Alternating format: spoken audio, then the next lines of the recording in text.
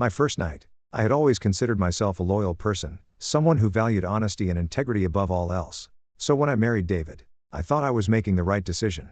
We'd been together for 5 years before tying the knot. Our relationship was built on trust and companionship, or so I believed. But like any marriage, we had our ups and downs. The spark we once had began to fade as the years went on, replaced by routine and the pressure of everyday life.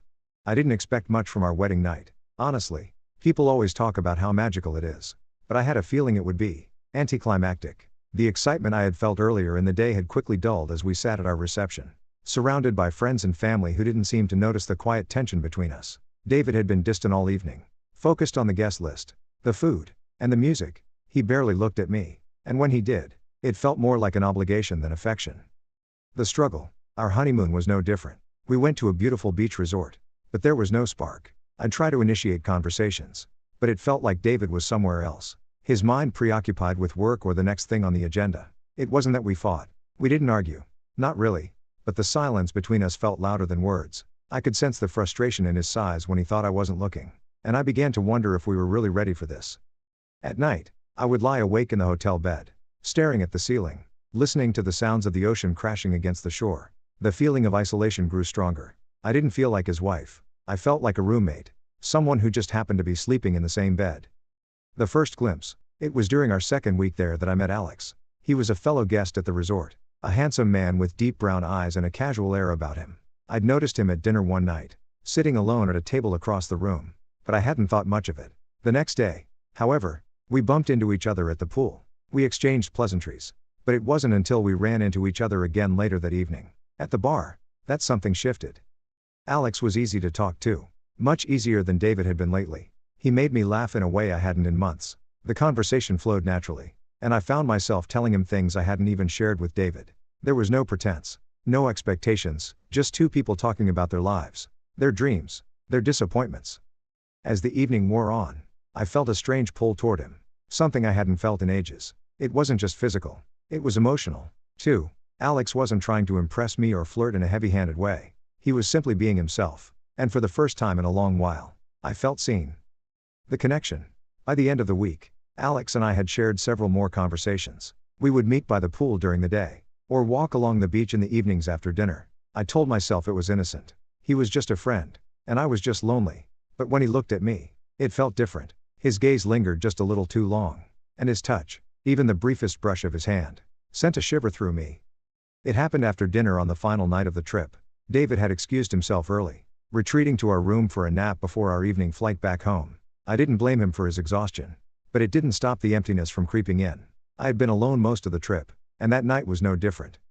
I went to the bar for a drink to pass the time, and Alex was there. We exchanged our usual greetings, but this time something felt different. There was a tension in the air, something unspoken between us. Without a word, he led me to a quiet corner of the bar. The lights were dim, and the music was soft, almost inaudible.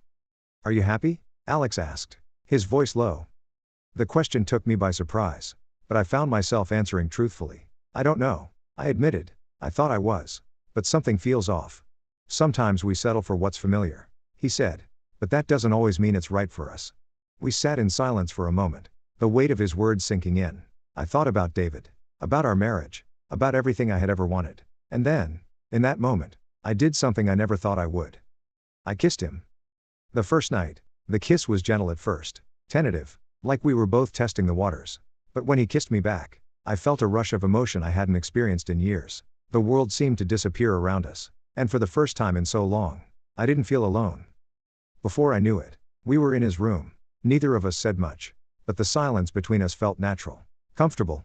The chemistry between us was undeniable. He was different from David, but in a way that made me feel both alive and guilty. That night, we made love, slow, intense, and passionate. It was everything I had been missing, everything I thought I had lost. For a few hours, I was no longer just a wife, no longer someone's responsibility. I was myself, and in those moments, I felt wanted, desired, and powerful. But the guilt crept in quickly after. I lay next to him afterward, feeling a strange mix of euphoria and shame. I had crossed a line, one I never thought I'd cross, and now, I didn't know how to return to the life I had before. The morning after, I woke up early, my heart pounding in my chest. I looked at Alex, still asleep next to me, and felt a wave of panic. What had I done? How had I let it get this far? I snuck out of the room quietly, hoping to avoid any more confrontation, and headed back to my room. As I walked through the hotel lobby, I felt like everyone was looking at me, like they knew what I had done. David was waiting in our room when I returned. He looked at me, his tired eyes searching my face, and I felt a wave of guilt wash over me. "How was your night?" he asked, his voice casual, but I could hear the underlying tension. "It was fine," I said, trying to sound normal.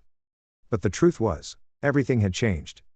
The consequences. As the days went on, I couldn't stop thinking about that night with Alex. I tried to push it from my mind, focusing on my return to reality, but it lingered in the back of my mind, like an open wound I couldn't heal. David never found out, at least not directly, but I couldn't shake the feeling that something between us had shifted permanently. The guilt weighed on me, and I began to question everything: my marriage, my choices, my happiness. That night with Alex had been a turning point, a moment of passion and escape, but it also opened my eyes to the cracks in my marriage. I had been searching for something outside of myself, outside of my life, but I realized too late that the only person I had truly betrayed was myself.